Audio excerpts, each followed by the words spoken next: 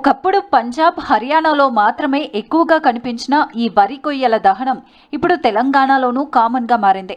ప్రతి సీజన్కు దీని తీవ్రత పెరుగుతూనే ఉంది. వరి కోతలు పూర్తయిన తర్వాత పొలాల్లో మిగిలిపోయిన గడ్డిని, కొయ్యలను రైతులు తగలబెట్టడం ఇప్పుడు ఆందోళన కలిగిస్తోంది.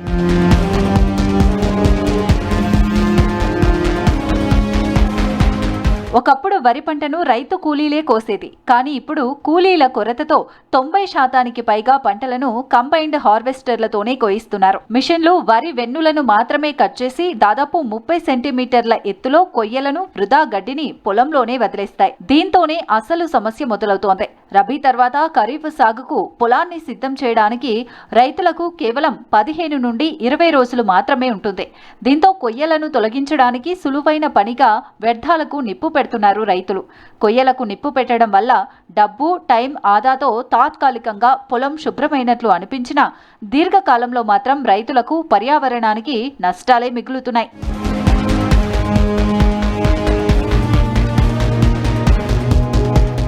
నిజానికి నేల సారవంతంగా ఉండటానికి సూక్ష్మజీవులు, వానపాములు ఎంతో అవసరం. వానపాములకు రైతు మిత్రులని కూడా పేరుంది. ఇవి నిరంతరం భూమి లోపలికి, పైకి ప్రయాణిస్తూ మట్టిని తొలచడం ద్వారా నేలను గుల్లబరుస్తాయి. దీని ద్వారా మొక్కల వేర్లకు ఆక్సిజన్ బాగా అందుతుంది. ఇవి చేసే రంధ్రాల ద్వారా వర్షపు నీరు భూమిలోకి త్వరగా ఇంకి నేలలో తేమ శాతం పెరుగుతుంది. వానపాములు విసర్జించే మలం పంటలకు సహజ ఎరువులా పనిచేస్తాయి. ఇందులో సాధారణ మట్టి కంటే 5 రెట్లు నైట్రోజన్, 7 రెట్లు ఫాస్ఫరస్, 11 రెట్లు పొటాషియం వంటి పోషకాలుంటాయి.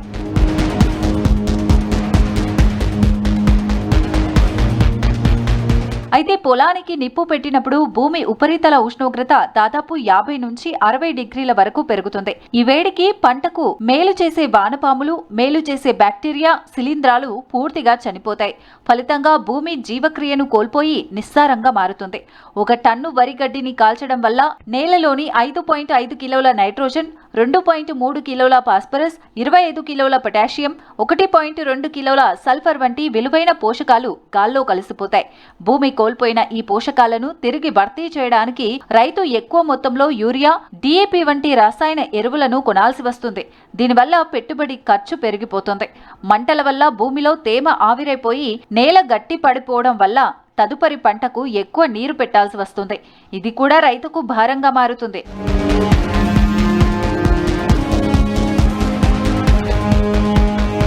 దీంతో పాటు మంటలు పక్కనే ఉన్న ఇళ్లకు, పశువుల పాకలకు, పక్క రైతు చేతికొచ్చిన పంటకు అంటుకుని భారీ నష్టాన్ని మిగులుస్తున్నాయి. పంట వ్యర్థాలు కాలినప్పుడు పర్యావరణానికి అత్యంత హానికరమైన వాయువులు, రసాయనాలు వాతావరణంలోకి విడుదలవుతాయి. మంటల వల్ల carbon monoxide, carbon dioxide, nitrogen ఆక్సైడ్లు, సల్ఫర్ డయాక్సైడ్ వంటి వాయువులు భారీగా విడుదలవుతాయి.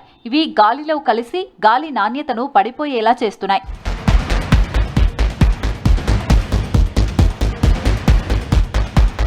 వేల ఎకరాల్లో పంట వ్యర్థాలను కాల్చడం వల్ల వాతావరణంలో గ్రీన్ హౌస్ వాయువుల పర్సెంటేజ్ పెరుగుతోంది. ఇవి సూర్యుడి నుండి వచ్చే వేడిని వాతావరణంలోనే బంధిస్తాయి. ఫలితంగా భూతాపం పెరిగి రుతుపవనాల్లో మార్పులు రావడం, అకాల వర్షాలు, తీవ్రమైన ఎండలు వంటి వాతావరణ సమస్యలు పెరుగుతున్నాయి. వాస్తవానికి పంట వ్యర్థాలను కాల్చడం వల్ల నష్టాలే తప్ప రూపాయి లాభం లేదంటున్నారు నిపుణులు.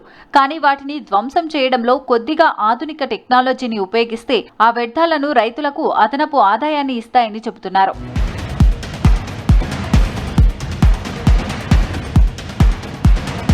పంట దహనం అనగానే మొదట గుర్తొచ్చేది హర్యానా, పంజాబ్. ఈ 2 రాష్ట్రాల రైతులు పంట దహనంతో ఢిల్లీ ప్రజలు స్వచ్ఛమైన గాలి పీల్చుకోలేని పరిస్థితి నెలకొంది. ఈ రాష్ట్రాల్లో వరి కోతలకు, తదుపరి పంట అయిన గోధుమ విత్తనాలను నాటడానికి మధ్య కేవలం 10 నుండి 15 రోజులు మాత్రమే టైం ఉంటుంది. దీంతో అక్కడి రైతులు పంటలను దహనం చేయడం అలవాటుగా మార్చుకున్నారు. ఇది ఆ 2 రాష్ట్రాలతో పాటు ఢిల్లీకి ఓ శాపంగా మారింది.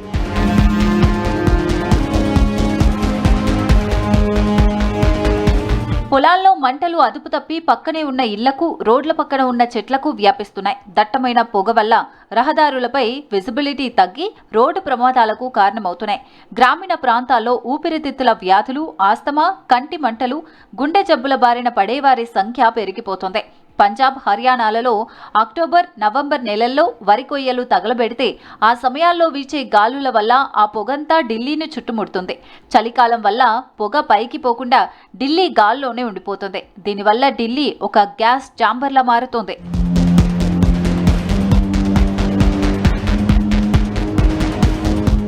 సాధారణంగా ఎయిర్ క్వాలిటీ ఇండెక్స్ 50 లోపు ఉండాలి. కానీ వరి కొయ్యలు కాల్చిన సమయంలో AQI ఢిల్లీలో 400 నుండి 500 దాటిపోతుంది. ఇది రోజుకు 40 నుంచి 50 సిగరెట్లు తాగడంతో సమానమంటున్నారు ఎక్స్పర్ట్స్.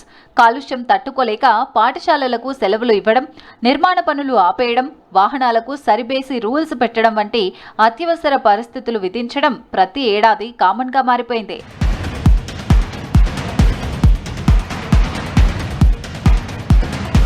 ఎయిర్ క్వాలిటీ దారుణంగా పడిపోవడంపై సుప్రీంకోర్టు తీవ్ర వ్యాఖ్యలు చేసింది. ఇది ప్రజల ప్రాణాలతో ముడిపడిన సమస్య అని, పంట దహనాలను పూర్తిగా అరికట్టే బాధ్యత పంజాబ్, హర్యానా, యూపీ, రాజస్థాన్ ప్రభుత్వాలదేనని స్పష్టం చేసింది. పొలాల్లో మంటలు అదుపు చేయడంలో విఫలమైనందుకు స్థానిక పంచాయతీ కార్యదర్శులు, తహసీల్దార్లు, పోలీసు అధికారులపై చర్యలు తీసుకోవాలని ఆదేశించింది.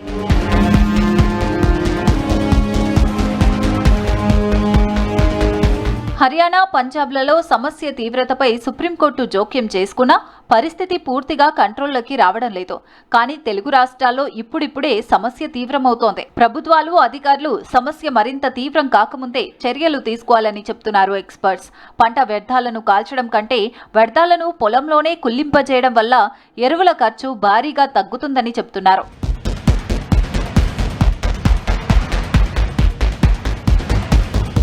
వరి కోసిన వెంటనే పొలంలో ఉన్న తేమను వాడుకొని రొటవేటర్ లేదా మల్చర్ యంత్రాలతో కొయ్యలను చిన్న ముక్కలుగా కట్ చేసి భూమిలోనే కలియదున్నాలని సూచిస్తున్నారు. కేంద్ర ప్రభుత్వం అభివృద్ధి చేసిన బయో డీకంపోజర్ క్యాప్సూల్స్ లేదా ద్రవాలను నీటిలో కలిపి పొలంలో చల్లితే కేవలం 15 నుండి 20 రోజుల్లో వరిగడ్డి పూర్తిగా కుళ్లిపోయి మేలైన సేంద్రియ కర్బనంగా మారుతుందని చెబుతున్నారు.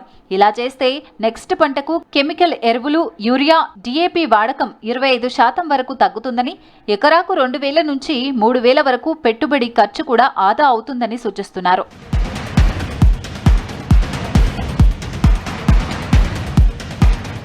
ఇంతకాలం ఉత్తరాదికే పరిమితమైన ఈ అలవాటు ఇటీవల తెలంగాణలోని ఖమ్మం, హనుమకొండ, మహబూబాబాద్, పెద్దపల్లి, నిజామాబాద్ వంటి ప్రధాన వరి పండించే జిల్లాల్లోనూ వేగంగా పెరుగుతోంది. కూలీల కొరత, పశువుల సంఖ్య తగ్గడం, తదుపరి పంటకు పొలాన్ని త్వరగా సిద్ధం చేసుకోవాలనే ఆరాటంతోనే ఈ కల్చర్ పెరుగుతుందని తెలుస్తోంది. అయితే పట్టణ ప్రాంతాలకు దూరంగా ఉన్న ప్రాంతాల్లో వరి కొయ్యలను కాల్చడం వల్ల వాయు కాలుష్యం తీవ్రమవుతోంది. ఇది నగరవాసులకు ముప్పుగా మారుతోందని నిపుణులు చెబుతున్నారు. 1 టన్ను వరి వ్యర్థాలను తగలబెడితే దాదాపు 1400 కిలోల కార్బన్ డయాక్సైడ్, 58 కిలోల కార్బన్ మోనాక్సైడ్, 11 కిలోల పర్టిక్యులేటర్ మ్యాటర్ వాతావరణంలోకి విడుదలవుతాయి. ఇది గ్లోబల్ వార్మింగ్ కు దారితీస్తుందని హెచ్చరిస్తున్నారు. పొలము చుట్టూ ప్రాంతాల అగ్గి అంటిపెట్టి మా చిలకచెర కట్ట పైన మేము గీస్తున్న చెట్లకు అగ్గి తగిలి దాదాపు ఒక 104 కుటుంబ సభ్యుల జీవనోపాధి కోల్పోయినాము. ప్రతి ఇయర్ ఇదే విధంగా మా యొక్క జీవనోపాధి కోల్పోతున్నాము. పొలాలు ఉండుట్లా వాళ్ళు పొలం అయిన తర్వాత గడ్డిని కట్టలు కట్టుకోక కాలబెట్టుతూ ఈ అంటుకుంటూ మాకు జీవనోపాధి కోల్పోతున్నాం. వ్యవసాయదారులు అంటించిన నిప్పు వల్ల చిలకచెర కట్ట మొగులిని ఈతవనం మొత్తం దగ్ధమైపోయింది. 104 మంది కార్మికులమైన మేము సర్వం కోల్పోయాము. నిచ్చెన్లు, కొబ్బలు, చెట్లు పూర్తిగా దగ్ధమైనాయి. తద్వారా మేము తీవ్ర నష్టానికి గురైనాం. భవిష్యత్తులో ఇలాంటి ప్రమాదాలు జరగకుండా అధికారులు అవగాహన కల్పించాలని మనస్ఫూర్తిగా విన్నవించుకుంటున్నాం. ఇక్కడ ఒక్కొక్క 20 కిలో చెప్తున్నారు సార్, వచ్చి అగ్గి పెట్టుతున్నారు.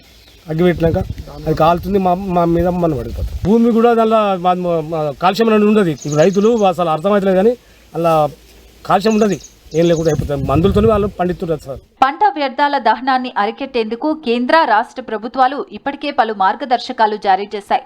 కొన్ని రాష్ట్రాల్లో పొలాలకు నిప్పి పెడితే రైతులపై జరిమానాలు విధిస్తున్నారు. మరోవైపు మల్చర్లు, హ్యాపీ సీడర్లు, రోటవేటర్లు వంటి యంత్రాలను అద్దెకిచ్చేందుకు సబ్సిడీలు ఇస్తున్నారు. అయితే చాలా గ్రామాల్లో రైతులకు ఈ సదుపాయాలపై సరైన అవగాహన లేకపోవడం, యంత్రాలు అందుబాటులో లేకపోవడం వల్ల పంట దహనం సాగుతోందని వ్యవసాయ శాఖ అధికారులు చెబుతున్నారు.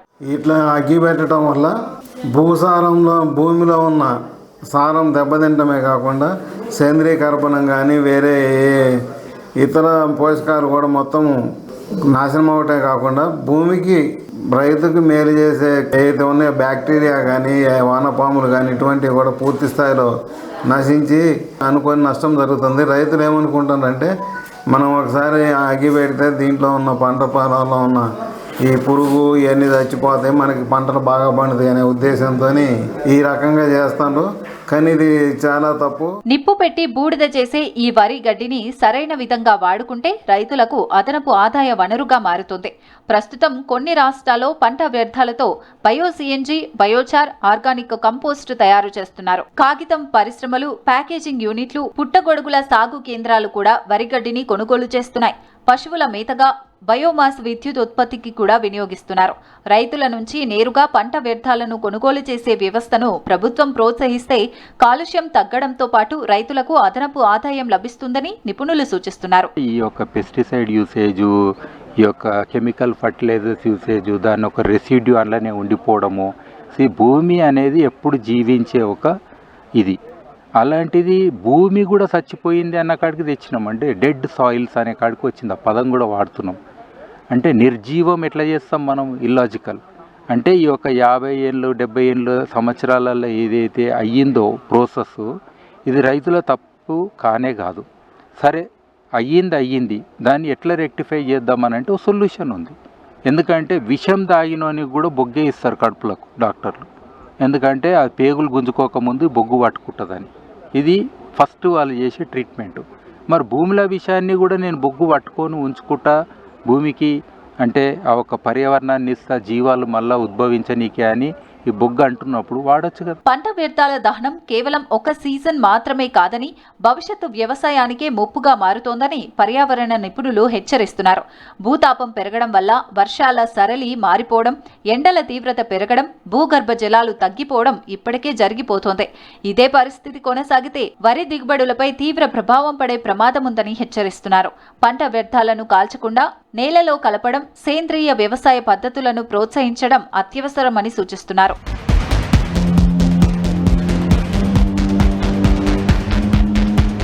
వరి కొయ్యలకు పెట్టే మంటలు కేవలం పొలాన్నే కాదు, పర్యావరణాన్ని, ప్రజారోగ్యాన్ని, భవిష్యత్తు వ్యవసాయాన్ని దహనం చేస్తున్నాయంటున్నారు వ్యవసాయ నిపుణులు. సమస్య మరింత తీవ్రమయ్యేలోపు పంజాబ్ తప్పుల నుంచి తెలంగాణ పాఠాలు నేర్చుకోవాలని చెబుతున్నారు. పంట వ్యర్థాలను సంపదగా మార్చే దిశగా ప్రభుత్వాలు, రైతులు కలిసి అడుగు వేయాల్సిన అవసరం ఉందంటున్నారు వ్యవసాయ శాస్త్రవేత్తలు.